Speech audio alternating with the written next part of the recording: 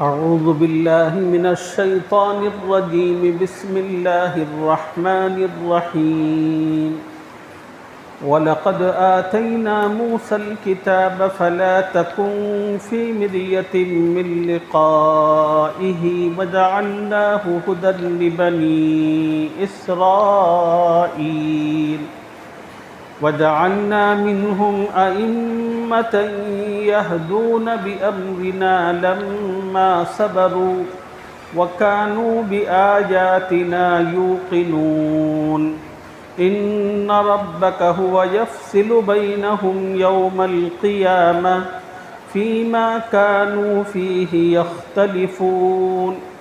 أولم يهد لهم كم أهلكنا من قبلهم من القرون يمشون في مساكنهم إن في ذلك لآيات أفلا يسمعون. صدق الله العظيم.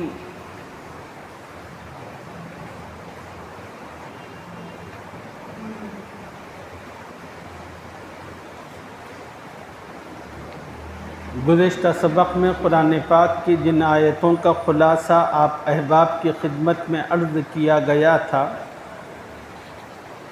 اس میں ایک بنیادی بات اللہ کی جانب سے یہ بتائی گئی تھی، دنیا میں سب سے بڑا ظالم وہ آدمی ہے جب اس کو اللہ کے کلام کے ذریعے نصیحت کی جاتی ہے تو وہ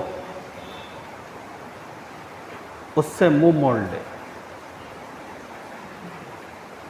خدا کے کلام کے ذریعے نصیحت اسی مقصد کے تحت ہوتی ہے کہ آدمی اس کے مطابق اپنا عمل کر لے، لیکن بد نصیب ہیں وہ لوگ جو اللہ کی نصیحت کو سننے کے بعد بھی اس سے منہ پھیرتے ہیں، اس سے اعراض کرتے ہیں، اور اعراض کی بنیادی وجہ یہ ہے کہ وہ نصیحت قرآن کی، وہ نصیحت حدیث کی ان کی من مرضی کے مطابق نہیں ہوتی۔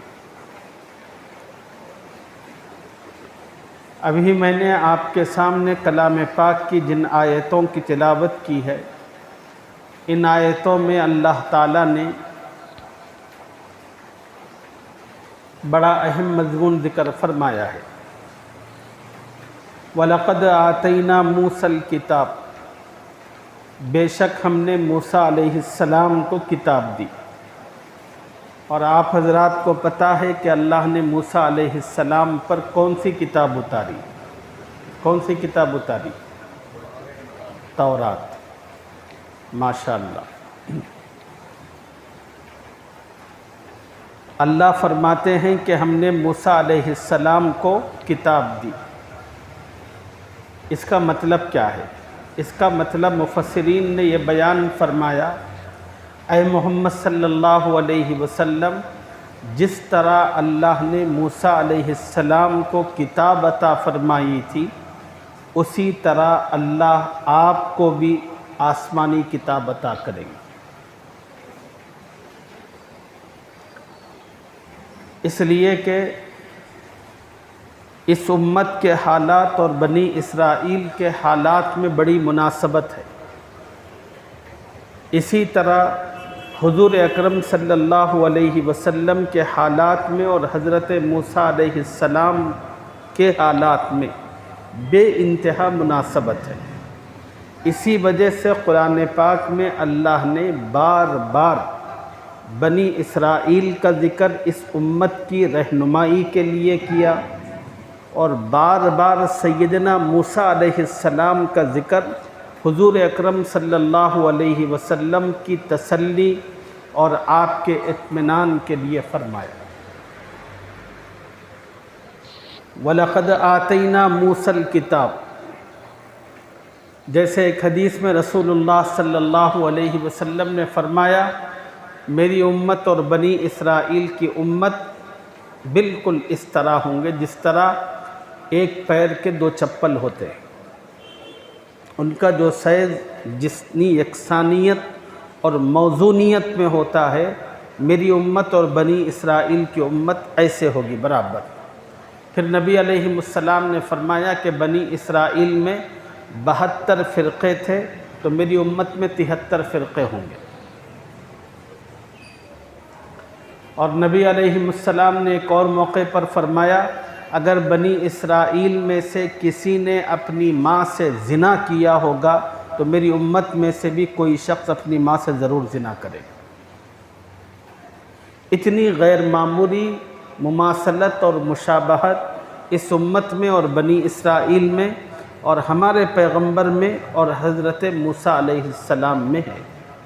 اسی وجہ سے قرآن پاک میں اللہ نے بار بار بنی اسرائیل کا اور حضرت موسیٰ علیہ السلام کا ذکر فرمایا۔ اور یہ ذکر اللہ تعالیٰ کرتے کیوں ہیں؟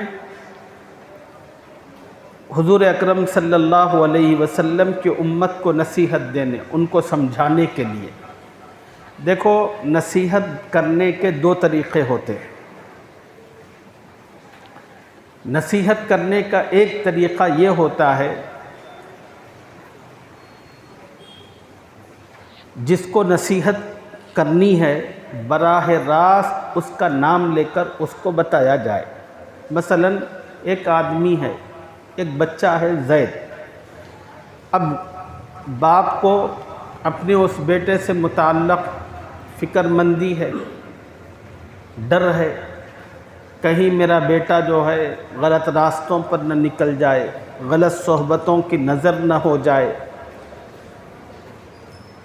بچہ جو ہے گھر کو ٹائم سے نہیں آ رہا، باپ کو شک ہے، تو اب باپ کی یہ فکر مندی اس کو مجبور کرتی ہے کہ اپنے بیٹے کے ساتھ خیر خواہی کرے۔ چنانچہ باپ اپنے اب جو نصیحت خیر خواہی ہے وہ 2 طرح سے ہوتی ہے۔ ایک طریقہ یہ ہے کہ ڈائریکٹ بچے کا نام لے کر باپ نصیحت شروع کرے، کہے کہ دیکھو بیٹا، مجھے بہت ڈر ہے اور فکر ہے آپ سے متعلق، اور میں بہت اعتماد رکھتا ہوں آپ پر، آپ ان لوگوں کی صحبتوں میں مت اٹھے بیٹھے، غلط راستے پر مت چلیں، جو بھی ہے باپ ڈائریکٹ اپنے بیٹے سے کہے۔ ایک طریقہ تو یہ ہے۔ نصیحت کا ایک دوسرا طریقہ ہے۔ نصیحت کا دوسرا طریقہ یہ ہے کہ باپ اپنے بیٹے کے سامنے سماج کے ان لوگوں کا ذکر کرے جو بدنام ہو چکے ہیں، سماج کے ان لوگوں کا ذکر کرے، آپ کی اپنی سوسائٹی کے ان لوگوں کا ذکر کرے جن کو ہر آدمی تھوکتا ہے، کوئی آدمی ان کو پاس بلانے بٹھانے کو تیار نہیں، سب کیا بڑا کیا نوجوان، ہر کوئی اس کو دھت کرتے ہیں، اور ہر کسی کو دیکھو اس کے بارے میں بڑا غلیظ کنتری ہے، کمینہ ہے، سب یہی الفاظ بڑے کے۔ اب باپ یہ کرے کہ اپنے بیٹے کے سامنے اس طرح کے جو لوگ ہیں، کیریکٹر ہیں، ان کا ذکر کرے، کہے کہ دیکھو بیٹا، وہ بھی بڑا اچھا تھا جو آج پورے سماج میں تڑیپار بنا ہوا ہے، ایک مسئلہ بنا ہوا ہے، سب لوگ اس کو اتنی نفرت کی نگاہ سے جو دیکھتے ہیں، یہ بھی بڑا اچھا تھا پہلے، لیکن دھیرے دھیرے اس کو غلط صحبتیں ملی،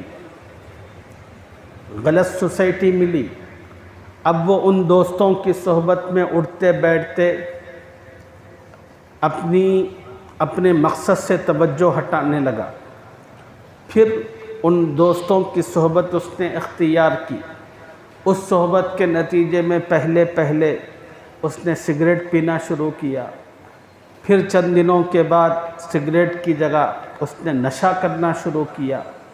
اب ظاہر سی بات ہے کہ یہ سب شوق مفت میں تو پورے نہیں ہوتے، اس کے لیے پیسوں کی ضرورت تھی، اور پیسے اس کے پاس تھے نہیں۔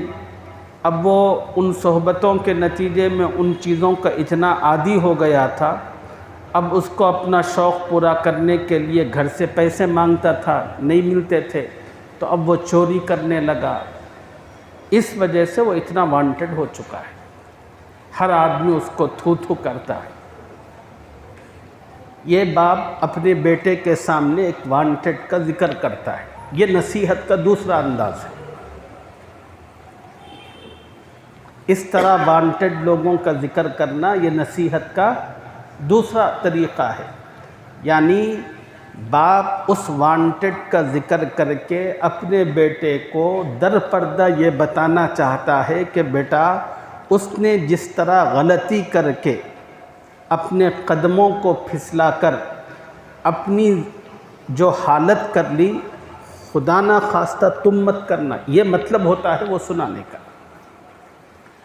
اور اللہ تعالیٰ نے بھی اس امت کو نصیحت دینے کے لیے قرآن میں یہ دوسرا طریقہ ذکر کیا ہے۔ اللہ قرآن میں براہ راست اس امت کو نصیحت نہیں کرتے۔ اب سوال یہ ہے کہ اللہ نے براہ راست اس امت کو نصیحت کیوں نہیں کی؟ حضور اکرم صلی اللہ علیہ وسلم سے اللہ کو محبوبیت کا جو تعلق تھا، اس تعلق کے نتیجے میں اللہ رب العزت نے اس پہلے راستے کو چھوڑ کر دوسرے راستے کو اپنایا۔ ڈائریکٹ اس امت کے افراد کو تنبیہ کرنے کے بجائے، نصیحت دینے کے بجائے، اللہ تعالیٰ نے بنی اسرائیل کو بار بار پورے قرآن میں ذکر کیا، حضرت موسیٰ کی قوم کا۔ اب ہم لوگوں کی کمزوری یہ ہے کہ ہم لوگ یہ سمجھتے ہیں قرآن پڑھتے ہوئے، ارے اس میں بنی اسرائیل کا ذکر ہے، ارے بھائی وہ ذکر تمہارا اپنا ذکر ہے، وہ جو باتیں ہیں بنی اسرائیل کی، وہ ان کی جو باتیں ہیں وہ در حقیقت تمہاری اپنی باتیں ہیں۔ جہاں اللہ تعالیٰ اللہ کو نیکی مطلوب ہے اس امت سے، اللہ نیک لوگوں کے صفات ذکر کرتے ہیں۔ جہاں پر بنی اسرائیل کو عزت و سربلندی ملی، کامیابی و کامرانی ان کے قدموں میں آئی، وہ کیوں آئی؟ ان کے اندر ایسی کیا خوبیاں تھیں؟ اللہ اس کا ذکر کرتے ہیں۔ وہ ذکر کر کے اللہ امت محمدیہ سے کہتے ہیں کہ اے امت محمدیہ، یہ خوبیاں، یہ اچھائیاں ہیں، یہ تم اپنی زندگی میں پیدا کرو، تو وہ جو عزت بنی اسرائیل کو اللہ نے ان صفات کی بنیاد پر دی تھی، اللہ تمہیں بھی دیں گے۔ اب کہیں پر بنی اسرائیل کو دنیا میں جو ذلت ملی، رسوائی ملی، ناکامی ملی، وہ مارے گئے، پیٹے گئے، کیوں؟ اس کا ریزن کیا؟ اللہ ریزن بیان کرتے ہیں۔ یہ وجوہات تھے، اس کی وجہ سے بنی اسرائیل پٹ گئے۔ یہ ذکر کیوں ہوتا ہے؟ یہ اس لیے ہوتا ہے تاکہ حضور اکرم صلی اللہ علیہ وسلم کی امت اس چاپٹر کو پڑھنے کے بعد اب اپنے آپ کو دیکھے، اگر وہی چیزیں ان کی اپنی زندگی میں ہیں تو فوراً توبہ کر لے، اس سے باز آ جائے۔ نہیں، اگر وہ باز نہیں آئیں گی تو پھر جس طرح اللہ نے ان کی پٹائی کروائی تھی، اللہ اس کی بھی پٹائی کرے۔ اللہ کا قانون ایک ہے، سنت اللہ لا تبدیل لکلمات اللہ، اللہ کے طور و طریق میں کبھی تبدیلی نہیں ہوتی۔ خدا نے بنی اسرائیل کو پٹوانے کے جو اصول بتائے تھے، اگر وہ اصول یہ امت بھی اپنائے گی تو اللہ اس کو بھی پٹوائے گی۔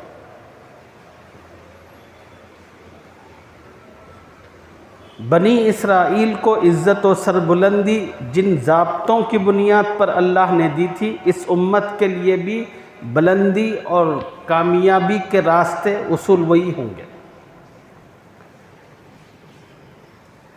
تو میں یہ عرض کر رہا تھا کہ اللہ تعالیٰ نے اس امت کے حالات میں اور بنی اسرائیل کی حالات میں بڑی مماثلت رکھی ہے، اور اسی طرح ہمارے نبی حضرت محمد صلی اللہ علیہ وسلم کے حالات میں اور سیدنا موسیٰ علیہ السلام کے حالات میں بڑی گہری مماثلت موجود ہے۔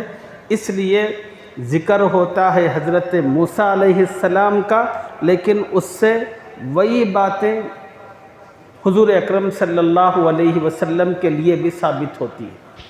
وَلَقَدْ آتَيْنَا مُوسَى الْكِتَابَ، بے شک ہم نے موسیٰ علیہ السلام کو کتاب دی۔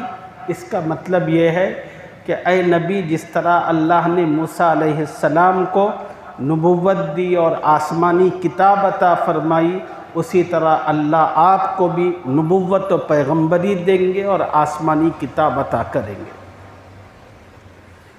اب اگلی جو باتیں ہیں بڑی اہم ہیں۔ انشاءاللہ ان باتوں کو اور اس سے متعلقہ تفصیل کو اگلے سبق میں آپ حضرات کی خدمت میں عرض کریں گے۔